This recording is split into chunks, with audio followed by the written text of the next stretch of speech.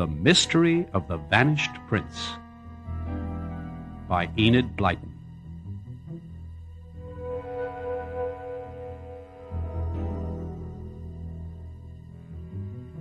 Bets and Pip, two of the find-outers, were relaxing in the sunshine, discussing the lack of any excitement during this school holiday. I haven't liked these holidays one bit.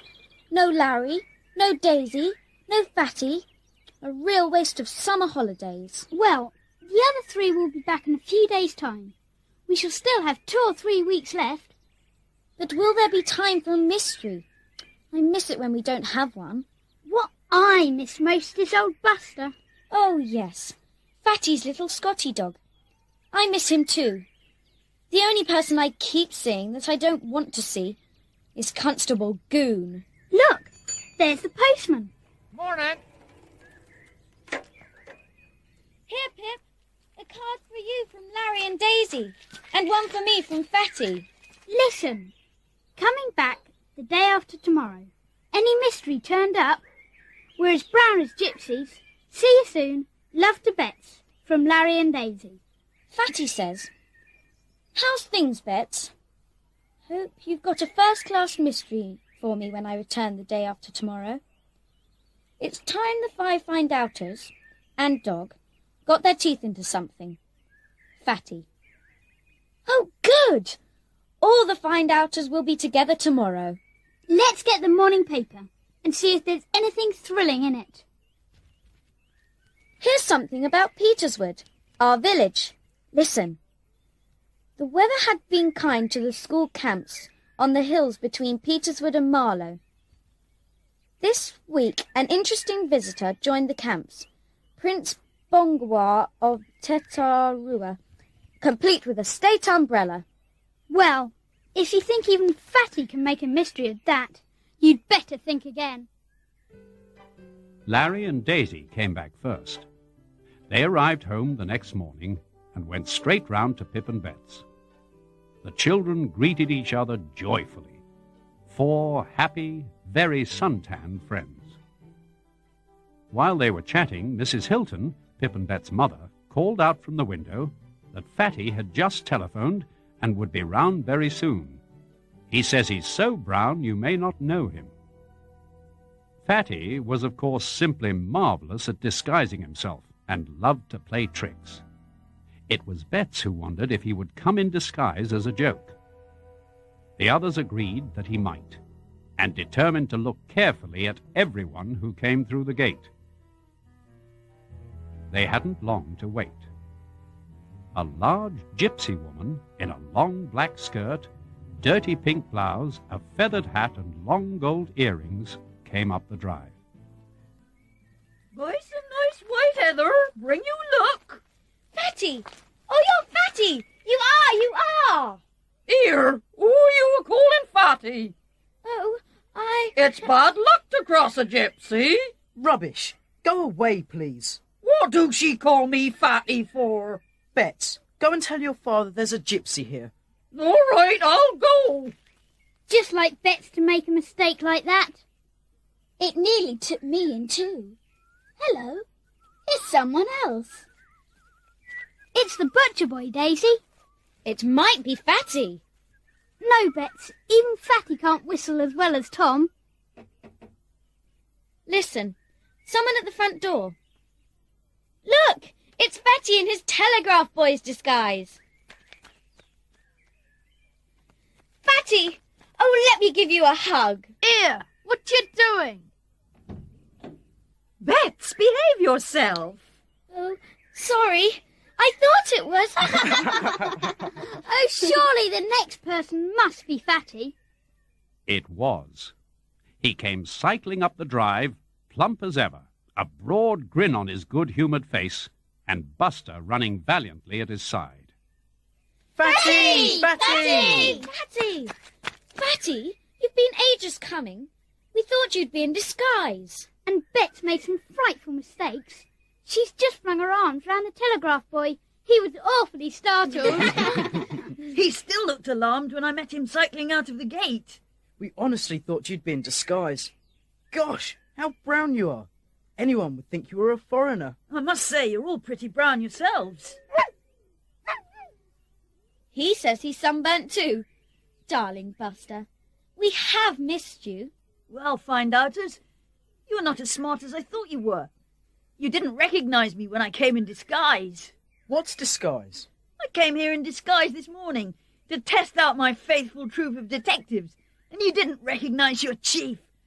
I was a bit afraid of Bets, though. You're fooling us, Fatty. I'm not fooling. I was here. Well, who were you then? I was the gypsy woman. Look, here are the gold earrings. I'll put them on. There.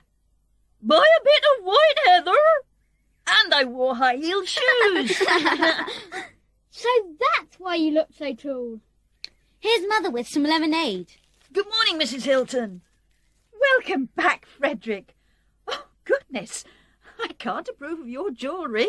Fatty, you haven't taken off your earrings. Bets quite expected some adventure or mystery to turn up immediately now that Fatty was back. She awoke the next morning with a nice, excited feeling.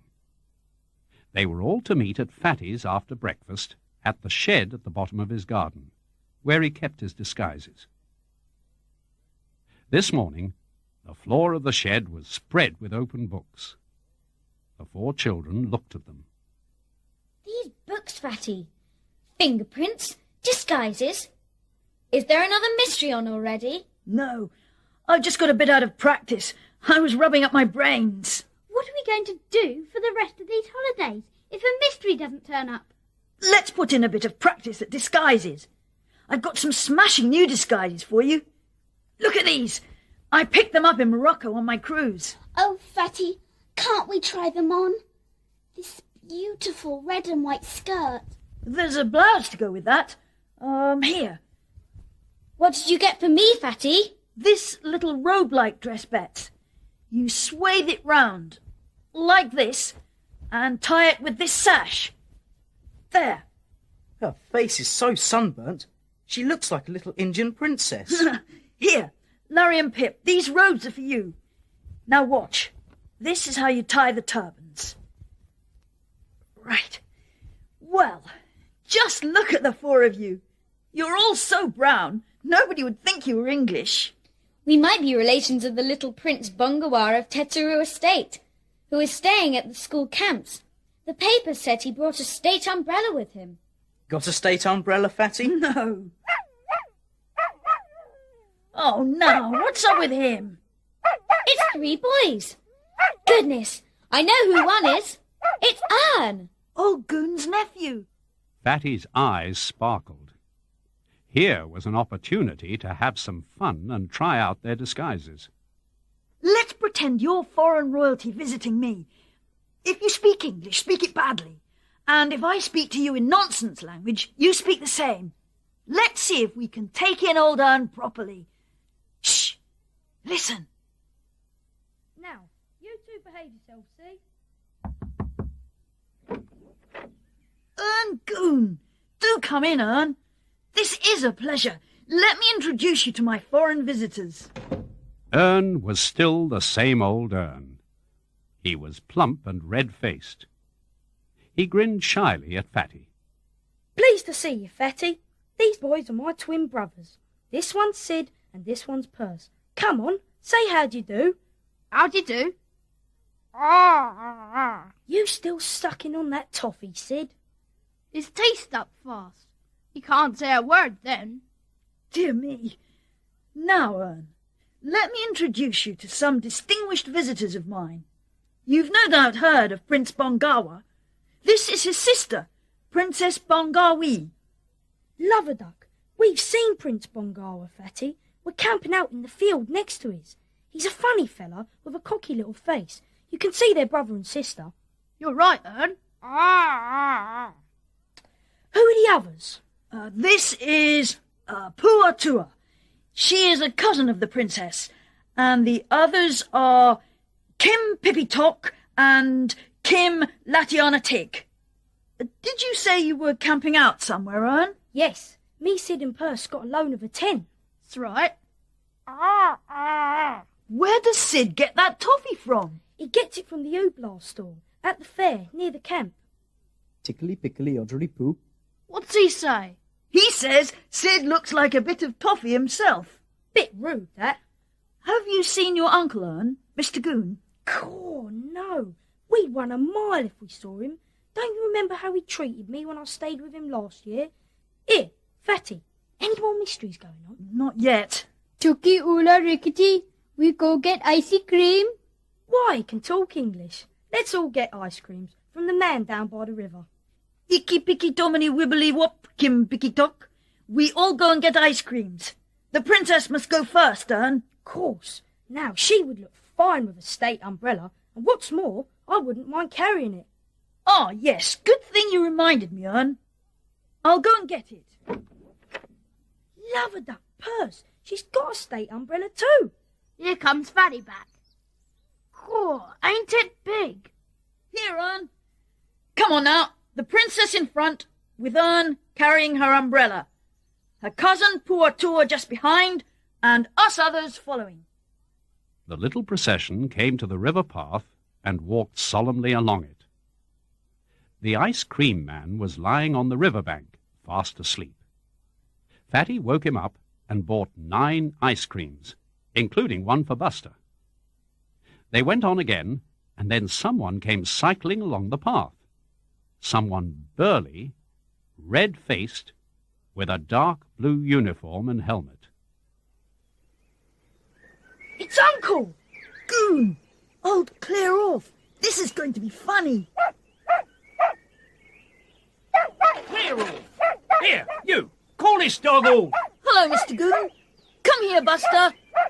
Ern! What are you doing here? And bless me if it isn't Sid and Purse too. What's all this about? Uncle, don't shout like that. You've heard of Prince Bongawa, haven't you? Well, this is his sister, Princess Bongawi, and that's her cousin. They were visiting Fatty. But how did you come to be mixed up with them? Hmm? Your nephew came to pay a call on us, Mr. Goon.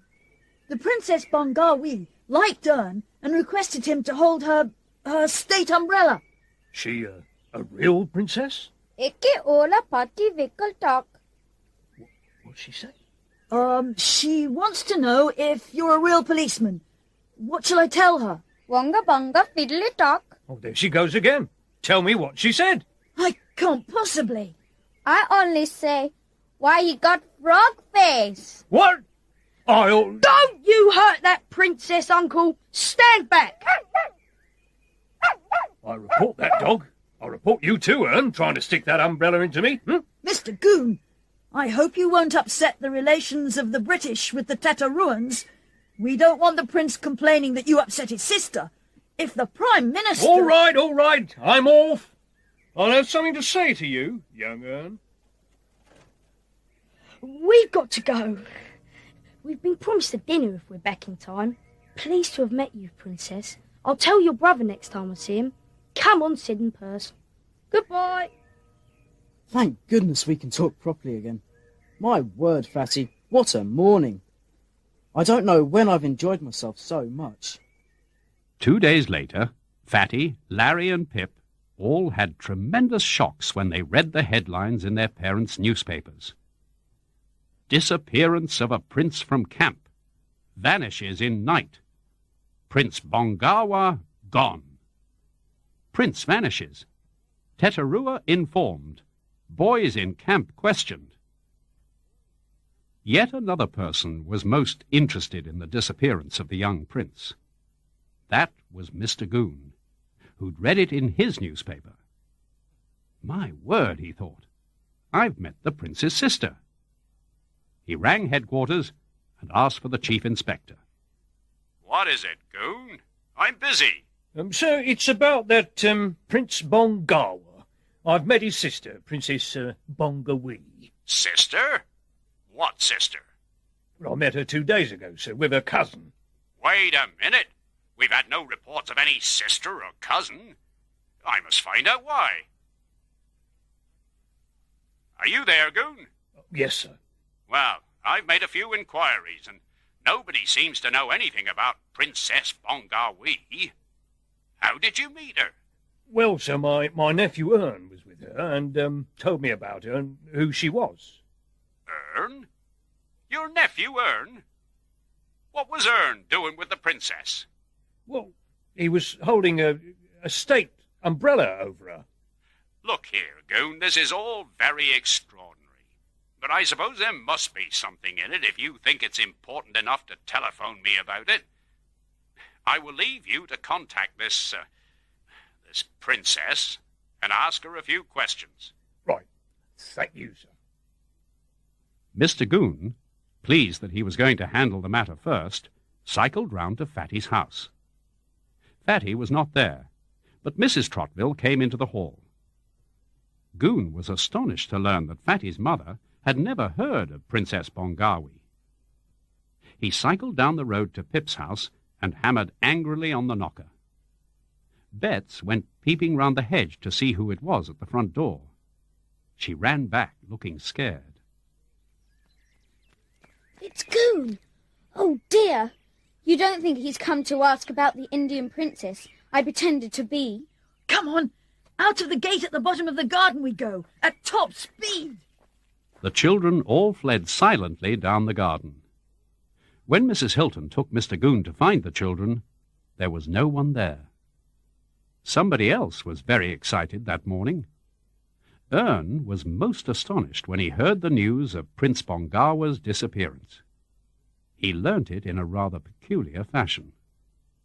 He was longing to tell the prince that he had met his sister, but somehow he hadn't caught sight of him. Still, Ern didn't give up, and that very morning he had squirmed through the hedge, hoping to find the prince. He was astonished to find 2 policemen, who pounced on Ern at once and told him that if he came round interfering, he might disappear, like the little prince. He stared at the 2 policemen, unable to believe his ears. Has he disappeared? Cool, think of that. When did he go? Well, sometime last night. Now you get along and mind your own business. Ern wasted no time. He had to tell Fatty. He borrowed a bicycle from one of the caravanners and rode off down the field path to the gate. Meanwhile, Mr. Goon was cycling grumpily back home again. Just as he turned a corner, he caught sight of a plump boy cycling towards him. It was Ern, who was not particularly anxious to meet his uncle. He turned round hurriedly and made off in the opposite direction. Mr. Goon took it into his head to think that the fat boy in the distance was Fatty. He began to pedal furiously. Hey, you! Stop! Stop, I say! Ern heard the ringing of Mr. Goon's bell. He turned a corner and found himself cycling up a path into a dark barn. He couldn't stop and ended up on the floor. Mr. Goon came up the path at top speed into the barn. As his eyes grew used to the shadows, he saw who the boy was. Ern, what are you doing here? Well, Uncle, you chased me. Have you seen that fat boy today? No, Uncle. Now you listen here, Ern. You remember Chief Inspector Jenks? Well, he's put me in charge of the disappearance of Prince Bongawa. You can tell that fat boy if he doesn't tell me all he knows about that princess, he'll get into serious trouble, very serious trouble. You go and tell that boy I want him. Ern leapt on his bicycle and rode out at top speed. Fatty was in his shed with the others. Ern poured out his tale, but was disappointed to find that the others already knew about the prince's disappearance. What about the princess? Don't she know nothing about her brother? And she wasn't a real princess. That was Betts dressed up. Her cousin was Daisy, and the others were Larry and Pip. Love a duck! I can't believe it. What's the inspector going to say? My uncle says he told him all about the princess this morning, and he's been put in charge of the case. Oh, I knew this would happen. Why did I do such a fool thing? I'd better ring up the chief inspector and tell him everything. All I hope is that he'll laugh. The chief inspector was not at all pleased with Fatty's tale, and his voice became quite sharp.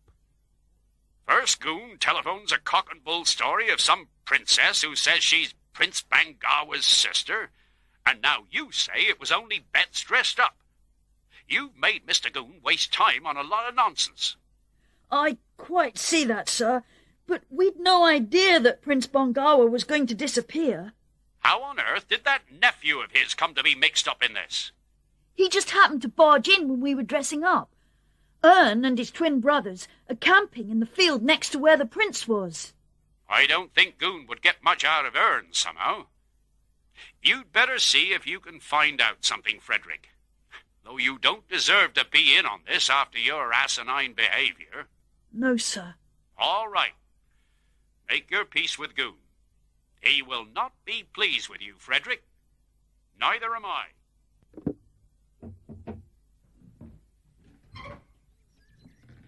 Oh, Mr. Goon! Where have you been all day? That doesn't matter. Come in, Mr. Goon. I've something to say to you. I've got plenty to ask you.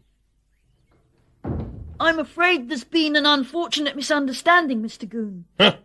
I don't want to know about unfortunate whatevers. I want to ask you about this Prince of Bonga. Bongawi. She doesn't exist. Now, you look here. I saw her with my own eyes. Where's this princess now? There's no such princess. It was only Bets dressed up. Yeah, I heard her talk all foreign. Nobody can talk foreign if they don't know the language. Oh, yes, they can. Listen. Wa whippity hoodoo gluk gluk glumpet. There you are. It's just nonsense. Do you mean to say that that procession Ern was with was just Bets and your friends dressed up? What about the state umbrella? Oh, that. That was my mother's golf umbrella. Oh. Mr. Goon, I've told the Chief Inspector. He's just as annoyed with me as you are. We're all very sorry. It was all a joke. At least he sees it was pure coincidence. Here I am, struggling for promotion, doing my very best, and every time you come along and upset the apple cart.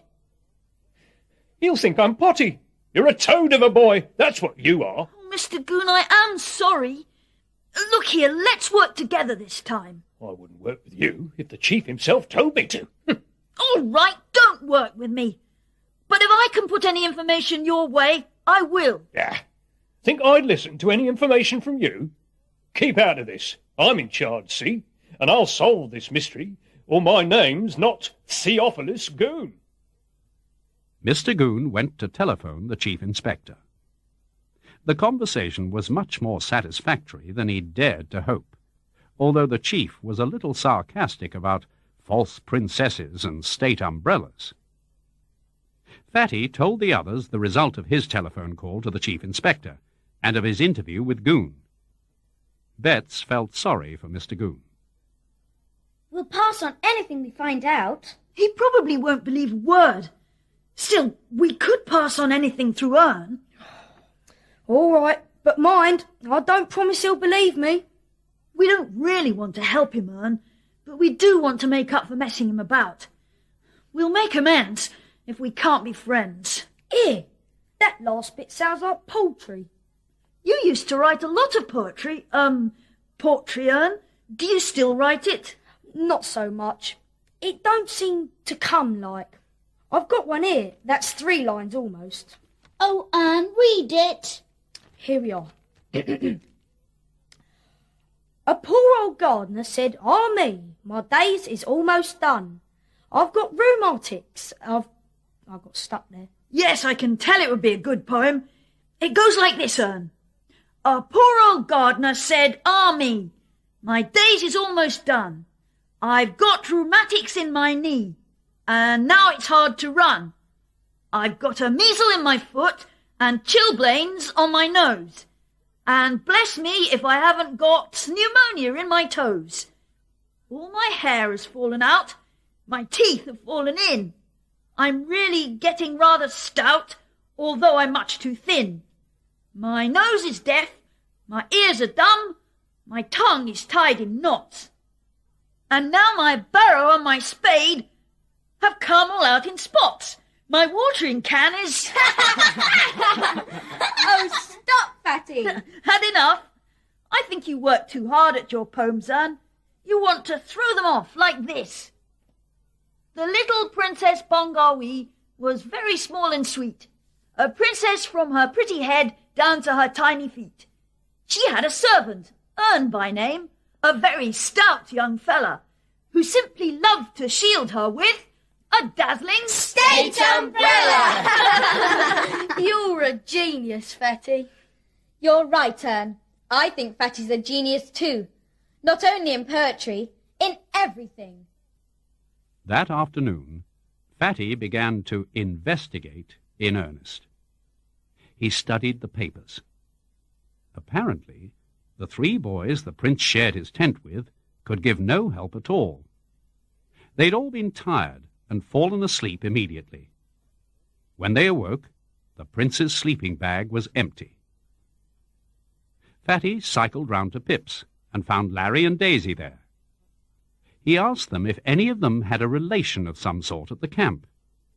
Pip said that he'd noticed from the list in the papers that boys from his cousin's school, Lillington Peterhouse, were at the camp, so possibly his cousin Ronald Hilton might be there. The find-outers got their bikes, cycled off to the camp, and were directed to the Lillington Peterhouse tents. As they strolled down to the tents, Pip got a thump on the back from a cheerful-faced boy. Philip, what are you doing here? Hello, Ronald. I came to look you up. These are friends of mine. Daisy, Larry and Fatty. I say, you're the chap Philip is always gassing about. Are you on a job now? No, we've just come up out of interest, because of the disappearance of the prince. Oh, that fellow. He's the most awful little beast imaginable. There was a long table in the tent, and on it were spread plates of jam sandwiches, potted meat sandwiches, buns and slices of fruit cake, and jugs of lemonade. You do yourself well. Help yourself. My word, Trottville, do tell me some more of your mysteries. Well, there was the case of the missing... Come on, Larry. Let's go for a wander. One of Ronald's friends pointed out the prince's tent to me. Let's go and speak to his tent mates. Good idea. This is it, Pip. Good tent, yours. Supplied by His Royal Highness, Prince Bongawa. Didn't you like him? He was a frightful, cocky little fellow. Did he talk English? Well, he was supposed to know hardly a word, but he could speak our language all right. Goodness knows where he picked it up. He was a regular little urchin, never washed. Do you think he got kidnapped? I don't know, and I don't care. Have a look at his sleeping bag. Did you ever see one like it? Try it. It really is comfortable. There's something at the bottom. Got it! Look, a button. One of the buttons off his pyjamas. Blue and gold with those buttons to match. Can I keep it as a souvenir? Keep it if you want to. Did he leave his pyjamas behind? No, he went off in them. That's what makes everyone think he was kidnapped. He'd have dressed himself if he had run away. Well, thanks. Cheerio. Toodle Pip. Larry, Pip, come on over. We've got our tent here. Hello, Ern. A lot of caravans here. Is there no one in that one next to you? No, the people have gone. There was a woman and 2 kids, babies, twins like Percy and Sid. He seems to want to say something. Do you, Sid? Oh, it's only to tell you about the twin babies. He was cracked on them. Sid was proper upset this morning when the twins went. He went over to jog with a pram, but their mother yelled at him and chased him away. What did she want to do that to our Sid for? Ern, did you hear anything last night when Prince Bongawa was supposed to be kidnapped? No, we all sleep like tops. You did see the prince, though, didn't you? Yes, I told you. A funny little fella. He made faces. Made faces? What do you mean? Well, whenever we peeked through the hedge, he'd see us and make a face. He may have been a prince, but he hadn't been brought up proper. Hello there! Can we come through the hedge anywhere? Here's a gap here, Daisy. Did you get any information about the case, Fatty? No, I didn't gather much. What about you, Pip? This button here is the solitary clue that we've found. It came off the prince's blue and gold pyjamas. By the way, he didn't dress Fatty. He disappeared in his pyjamas. Who told you? The boys who slept in the tent. Well, that's funny. Why, surely, if he was being kidnapped, they'd just grab the prince out of his tent and make off with him in his pyjamas. Oh, no, Daisy. Kidnappers would never creep through a crowded field, drag out one boy who could yell the place down. Oh, of course. What do you think they did? Well, I think somebody arranged for him to steal out of the tent after lights out and change into his clothes. Perhaps they said they'd take him to the fair. There he'd be, waiting at the gate, already dressed. I see. And they'd just whisk him away in a car? Correct. The 5 children rode off, waving goodbye to Ern and Perce. Sid was nowhere to be seen. That evening, Fatty was alone in his shed, trying on one of his new disguises, when there came a knock at the door. Fatty looked through a spy hole in the door. It was Ern, with Sid. Fatty grinned. He'd try his disguise out on Ern and see if it worked. Fatty opened the door. Ern saw a bent old man with a straggly beard. Is Mr. Frederick Trottville in? He's gone, or his caretaker. Where is he? Sid's got a real clue, and Fatty's got to know it. I say, has he really got a clue? Love-a-duck, it's Fatty. You took me in properly. Come in, you two. What's all this about a clue, Sid? You see, I'd better tell you. You see, Sid is mad on babies. Next to our tent there's a caravan. The woman in the caravan had twin babies. They all went today. Go on. He played with the babies a lot, didn't you, Sid? Well, this morning, Sid heard those babies yelling, and he went to joggle the pram. When the woman saw our Sid there, she flew out at him and told him to clear off. Why? Had the woman ever objected before? No, she let him wheel them up and down sometimes. A heavy job it was, because it was a double pram. She dragged the pram around the back of the caravan, but those babies still went on yelling, and Sid, he couldn't bear it. When the woman took some things to another caravan, Sid popped over to see what was the matter with the babies. They sounded as if they were sitting on a safety pin. Sid put his hand down under them and scrabbled about like, and he felt somebody else down in that big pram, Fatty. Somebody else? What do you mean? Just that. Sid pulled the clothes back a little bit and saw the back of a dark head and a bit of a dark cheek. Who do you think it was in the pram, Sid? The prince. He was hiding there. He didn't know I saw him. Well, so that's what happened. He crept out of the tent in his pyjamas and hid in the caravan. Then this morning, the woman hid him in the pram and wheeled him away. Ern, you must go and tell your uncle. You'd better go straight away. Love-a-duck, I can't do that. All the same, Ern had to go, with Sid trailing behind.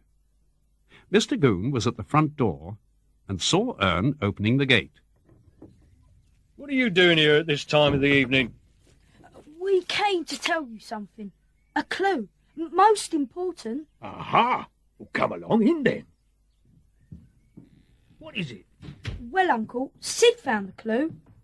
You know that Prince Bongawa that was kidnapped? Yeah? Well, he wasn't.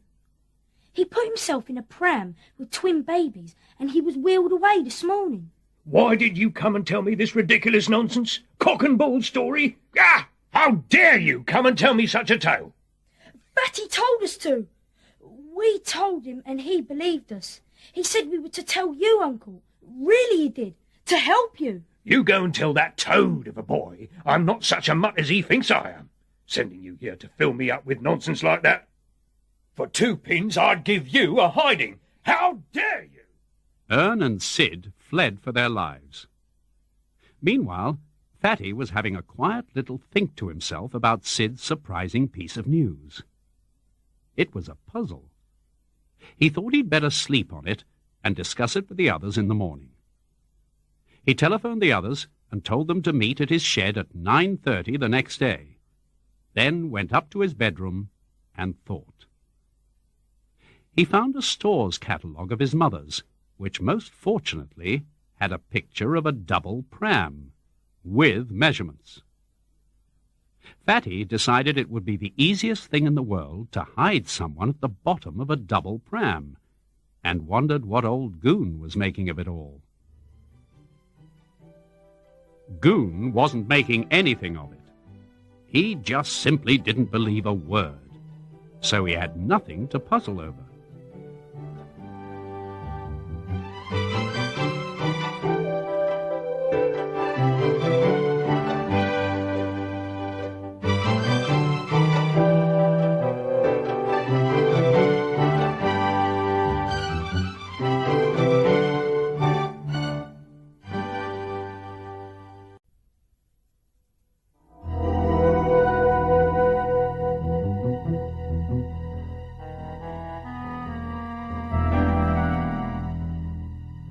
Before 9:30 had struck, the 5 find-outers and dog were all gathered in Fatty's shed.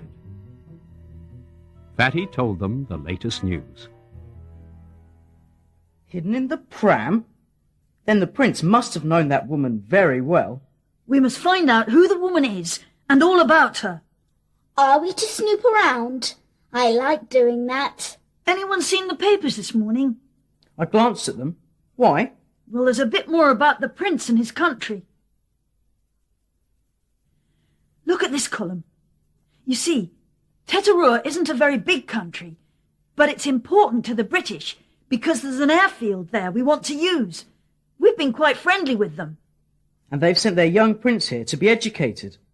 According to this paper, there's a row on in Teterour between the present king and his cousin, who says he ought to be king. Yes, and the possibilities are that the cousin has sent someone over to capture Prince Bongawa, so that if he doesn't ever appear again, he, the cousin, will be the next king. Yet we know differently. Apparently, he went off in the pram of his own free will. You know, there's something queer about this. I believe Sid. What do we do first? Find out all about that woman. Get her address. Interview her. If she is hiding the prince, we must find out where and why. Are we going to the camp, Fatty? We shall have to find out who lets out those caravans and see if we can get the name and address of the woman. Yes, let's go.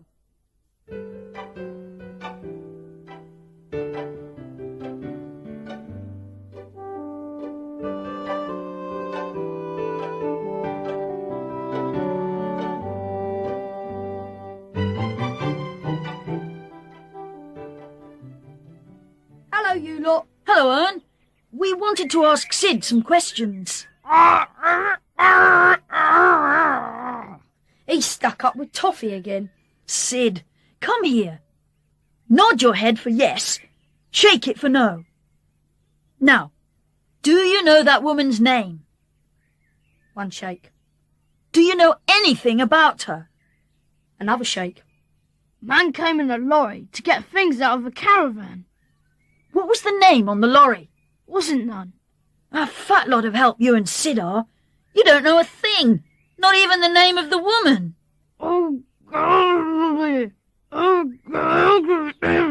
Here's a bit of paper, Sid. Write it down. What's this?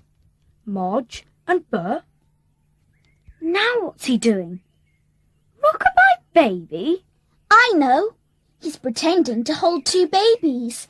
They are the names of the twins.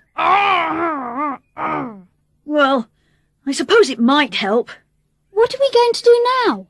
We're going to the caravan office. Come on. And now began a morning of real investigation for the find-outers. They rode off down to Marlow, where the agent lived who let the caravans. Fatty had copied down the address from a notice in the field. When they arrived, Fatty went into the office and, after some very reluctant help from a callow youth, came out triumphant with the name and address of the woman, Mrs. Storm, 24 Harris Road, Maidenbridge. Feeling rather excited, they rode off to Maidenbridge and asked directions for Harris Road. Fatty told the others to wait for him at the end of the street, and knocked at number 24. An untidy woman opened the door. No, she wasn't Mrs. Storm. Had lived there 17 years, never heard of no Mrs. Storm. Try the post office. Fatty joined the others and told them of his failure. Then they all cycled off to the post office. I want to find someone's address here, please. Could you tell me where a Mrs. Storm lives? Here's a directory. You'll find all the storms there. Hail, thunder, snow. Ah, joke. Thanks. Right. Here we are. 3 storms in Maidenbridge. Lady Louisa Storm. No, she wouldn't rent that caravan. Next, Miss Emily Storm. She wouldn't have twin babies. She's a miss. We want a Mrs. Mrs. Rennie Storm. Caldwell House. Well, that seems to be the only likely one. Come on, let's go to that ice cream parlour we passed just round the corner. Now, Daisy, you can do this interview. Find out if Mrs. Rennie Storm has twins. We'll wait for you in here. A big double ice cream for you when you come back with your news. Oh, all right. I don't know how I'm going to do it. Poor Daisy. She really looked very nervous. She'll be all right. Ah, good. Here are the ice creams.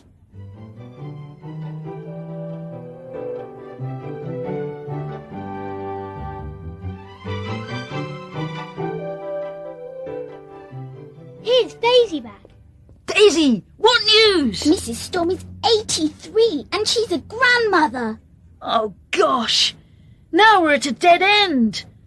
That wretched caravan woman gave a false name and address. We might have guessed that. Could we possibly look out for twin babies? How would you set about it, Bet? Put up a notice? What about baby shows? We might see twin babies there. Oh, look! That notice on the wall. Baby show. At Tiplington Fair, September the 4th. Special prizes for twins. Funny coincidence. You don't really think there's anything in Bet's idea, do you? Well, there's just a chance. Will you and Daisy go over, Bets? Why can't you boys come too? We could take Ern as well. He might recognise the twins. Right, we'll take Ern. September the 4th is tomorrow. Who will tell Ern? Pip. All right. 2 o'clock. And tell him to be clean and tidy. The find-outers decided to meet the next day at Larry's. Ern was to join them. Pip passed Fatty's orders to Ern. Ern set off joyfully to go to the meeting the next day. On the way, to his horror, he met his uncle. Mr. Goon advanced on him and demanded to know what he was up to. Ern told him that he was off to Tiplington Fair with Fatty and the others, then ran off, leaving Mr. Goon thinking hard. Was there something going on at Tiplington that he, Goon, ought to know about? He suddenly made up his mind. He too would go. He mounted his bicycle and rode off.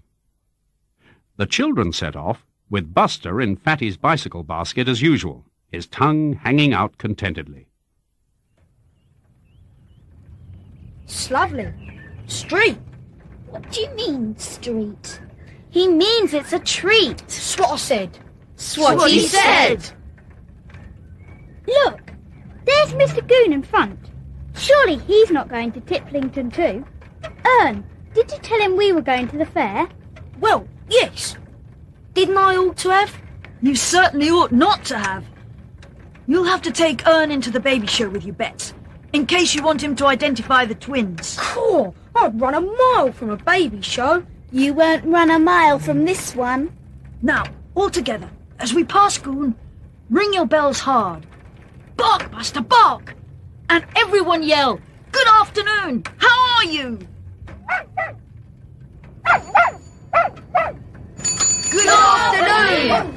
are you? The fair was certainly not much of a show. The 4 boys wandered off.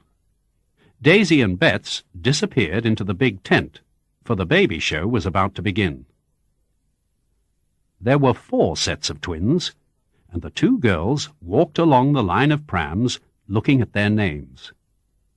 The 3rd set were called Marjorie and Robert. Could they be Marge and Bert?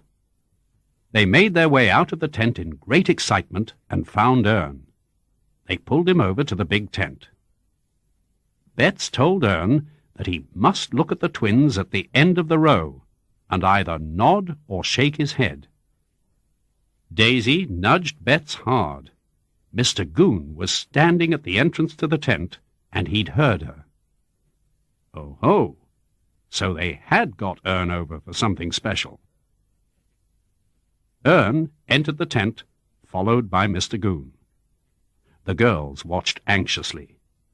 Would Ern nod or shake his head? He did neither. Mr. Goon also walked down the row of babies. He was worried. He was remembering the tale of the prince being smuggled away in a pram with twin babies. He watched Ern walk by them all, looking carefully. He watched him go out of the tent, and then he followed him. Ern found Bets and Daisy. Ern, why didn't you nod or shake your head? I couldn't tell t'other from which. I know. Let's look for the pram they came in. Could surely recognise that if it was the one. Oh, yes. Let me see. Was it blue or green? You're hopeless. Cripes! There's Uncle. I'm off. Ern, come back and look at the prams. It's no use.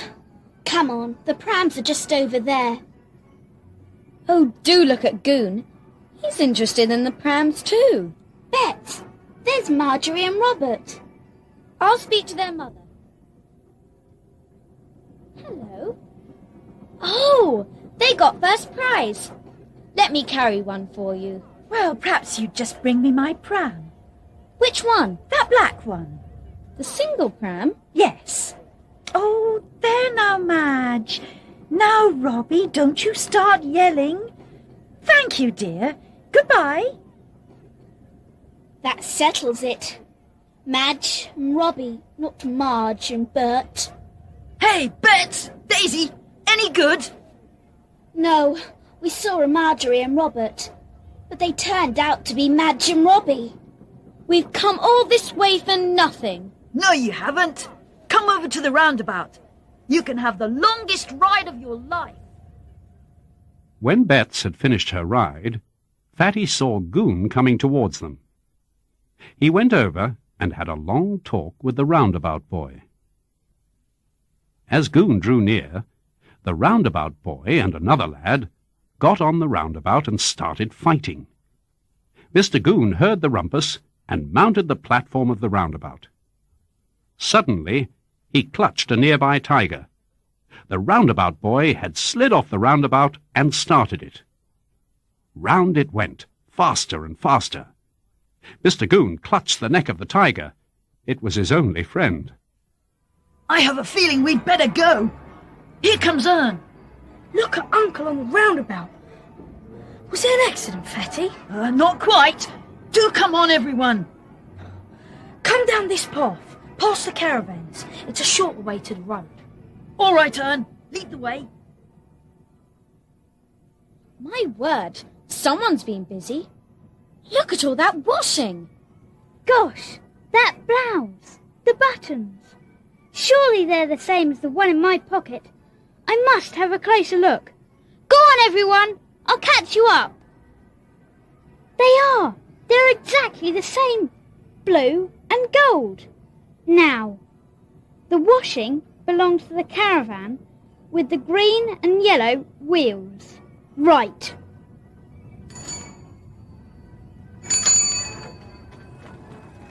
Fatty, stop. What is it, Pip? You know this button that came off Prince Bongawar's pyjamas?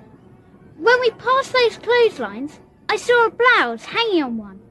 and it had buttons exactly like these. Gosh! Give me the button. I must check up.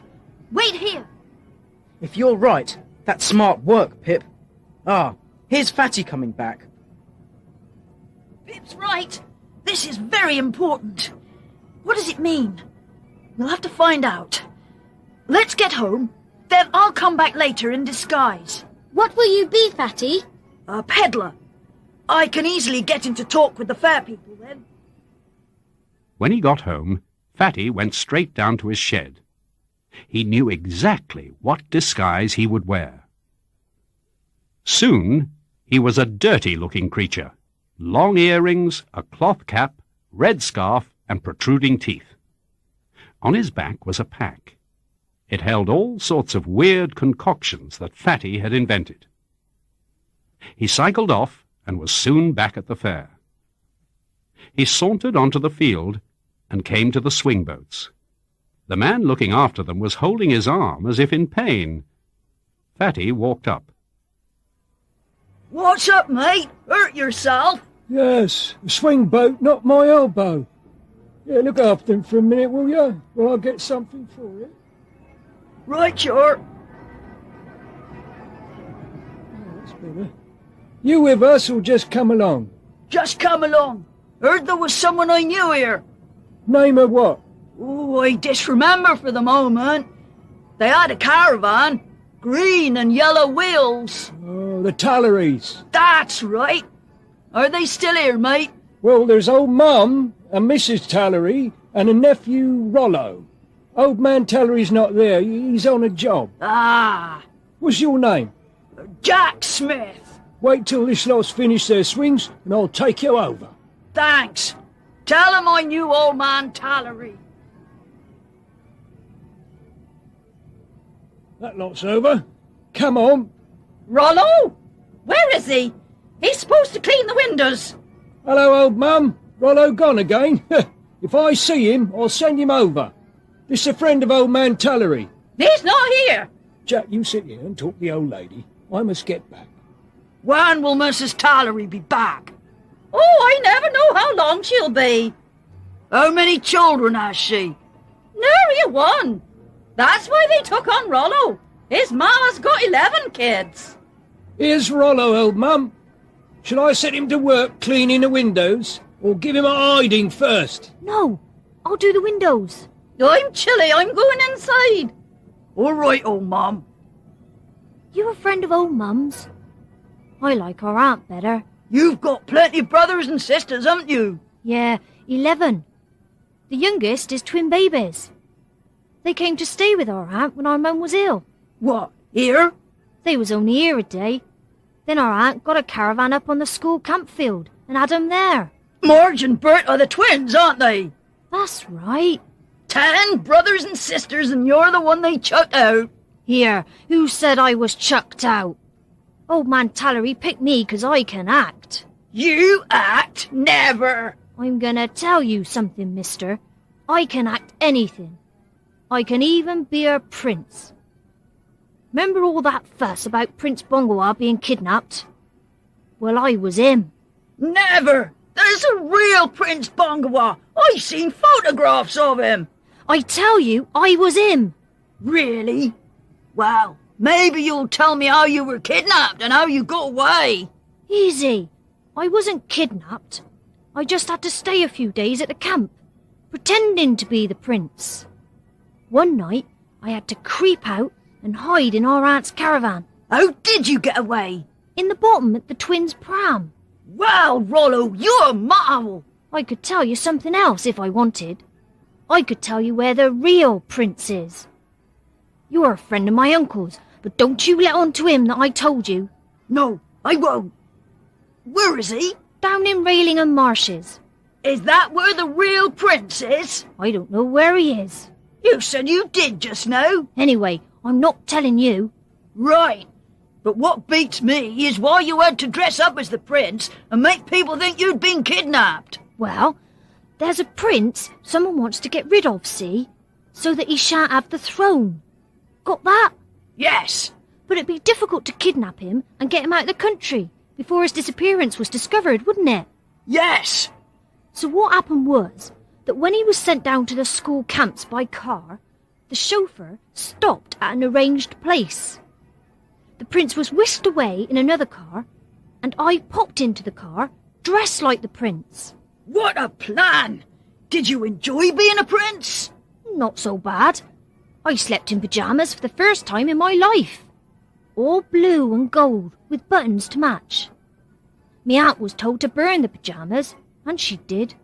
But she kept the buttons and sewed them on a blouse. And you say you know where they took the prince? Haven't they got him away from there yet? I'm not telling that. Oh, well. So long, Rollo. I must be going. Fatty went to find his bike and ride home. It was getting dark, and he suddenly realized he had no lights. He rode along carefully, lost in thought.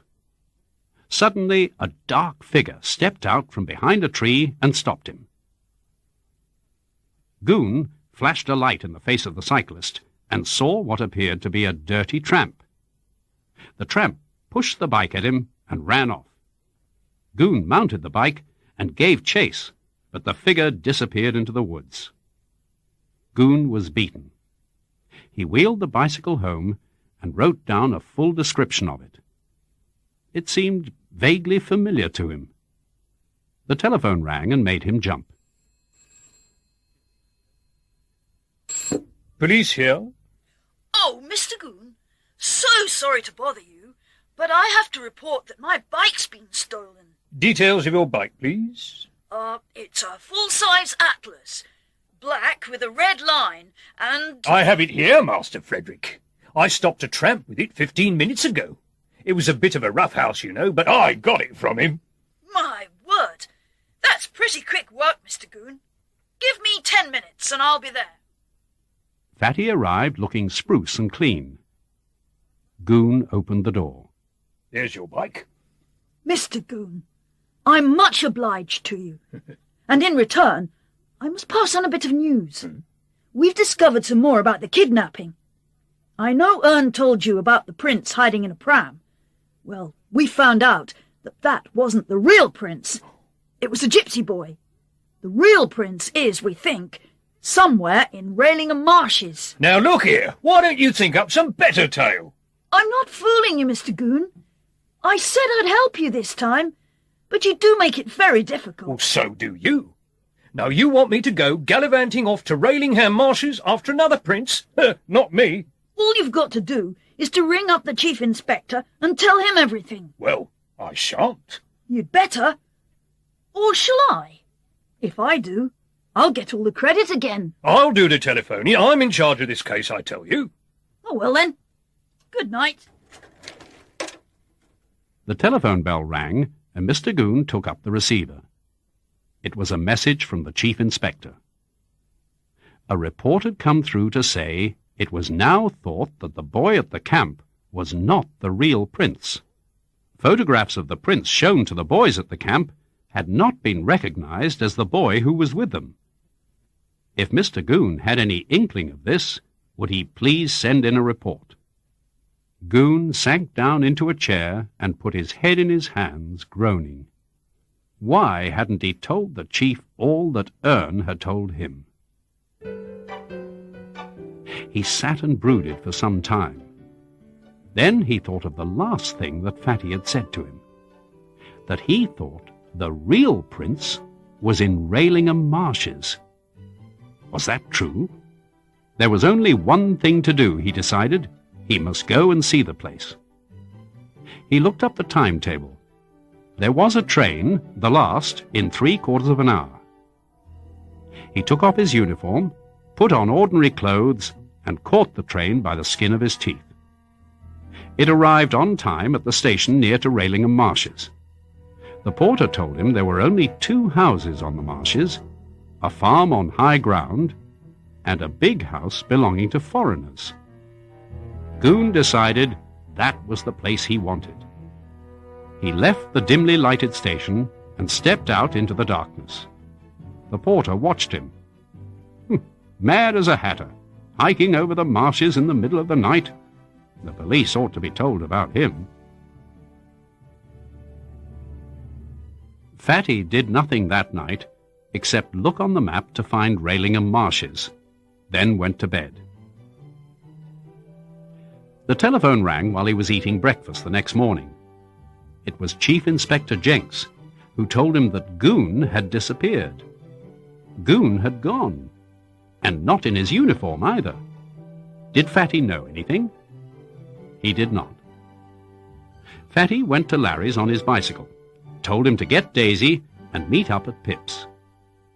There he told them all his latest news, his talk with Rollo, and his meeting with Goon. Now we know why he hid in the pram, and why he pretended to be the prince, and everything. But we don't know where the real prince has been hidden. Well, I may even know that. Rollo said his uncle was in Ralingham Marshes, and as he was mixed up in the kidnapping, it's very likely the prince is there too. Any more news? Oh, yes. I've kept the spiciest bit till last. Goon has disappeared, and he's left his uniform behind. Where can he be? Of course. If you mentioned Ralingham Marshes to him, he might be there. Bets, you're a marvel. I did tell him the place. That's where he is. Got a timetable, Pip? He wouldn't bike all the way, but there might be a train. Well, let's see. Yes. Yes, that's what he did. What are we going to do about it? I don't think I'll tell the chief. We aren't certain Goon is there. We'll go ourselves. What? All of us? All of us. And Ern too? Look, he's coming up the drive. Well, I suppose you may as well. We'll be a company of kids out walking, looking for uncommon marsh flowers and marsh birds. I'll look for the marsh goon flower. They went down to the village to buy some food and drinks, then caught the bus to Ralingham. They got out of the bus at the edge of the marshes. The kindly conductor pointed out the path that led right to the centre of the marsh and warned them not to wander along any paths that were too narrow. Off they all went. Was Goon somewhere there? The marsh was a strange, intensely green place. Fatty spotted a large building on high ground with trees nearby. A narrow path curved off the main one they were following and ran round the back of the small wood. They could have a snoop around without being seen. They stole down the narrow little path when two men suddenly rose up from behind a great tuft of rushes. The men both had very dark eyes and rather a foreign accent when they spoke. Hello, you startled us. Why do you come through this dangerous marsh? We're on a nature walk. But you're trespassing. This land belongs to that farm over there. Well, we're not doing any harm. We'll go right on to the other side. Or not this way. You can go back to the main path. Why? Anyone would think you had something to hide. I say, look! A helicopter! Go back to the main path now. Hey! Here, you! Pushing my friend? See how you like it.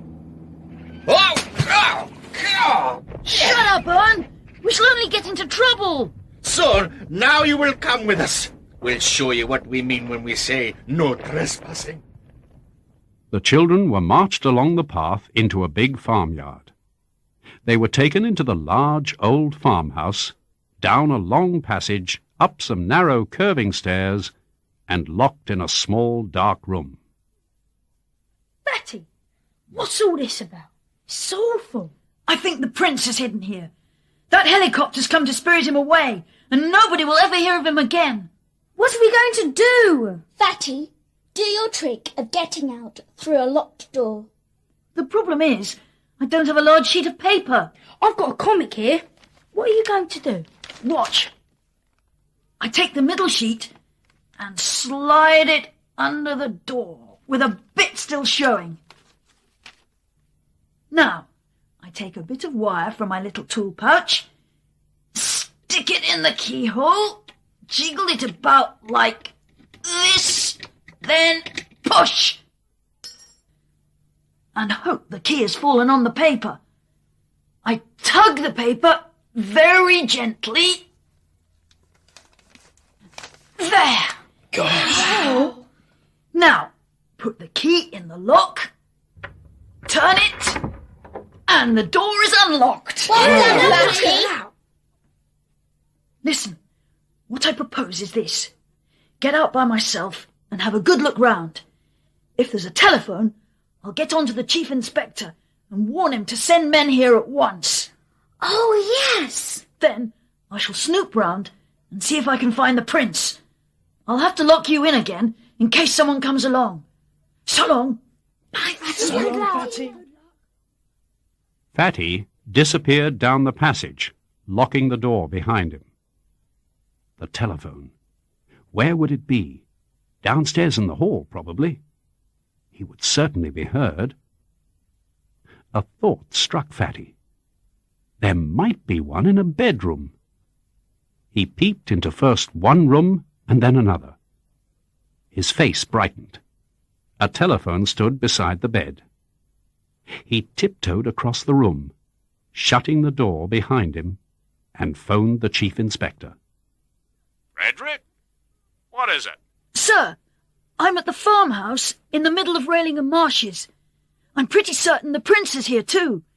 There's a helicopter hovering around, and I think the prince is about to be spirited away. We're all prisoners here, sir. Can you send men along? Yes, I'll send some right away. See if you can stop the prince from being taken off. But be careful. Fatty tiptoed to the door and opened it. No one was in sight. Now to try and find the prince. Suddenly, he heard the helicopter slowly descending. It was landing. There was no time to lose. He found a little passage that ran to the other wing. He passed 2 open doors, then came to a shut one. It was locked, but the key was in the door. Fatty turned it, opened the door, and looked in. A dark-faced boy looked up. It was Prince Bongawa. Fatty led him silently to the room where the others were, unlocked the door, and pushed him inside. I found the prince, and I thought the safest place to hide would be here, in that cupboard. Nobody would dream of looking for him in a room where we're supposed to be prisoners. Oh, Fatty, you're full of good ideas. Where is he? No, is he in the They've discovered that the prince isn't in his room. Quick, get into the cupboard, Prince. Search the room! What's up? Who do you think we've got in here? Be quiet, you! So, he is here. Come on! Let him go! The police! They're coming over the marsh! Well, let's get out of here! I've got the prince. Larry, get the key. Bring it in. Everyone, back in the room! I've locked the door, Fatty. God, nobody can get at us now.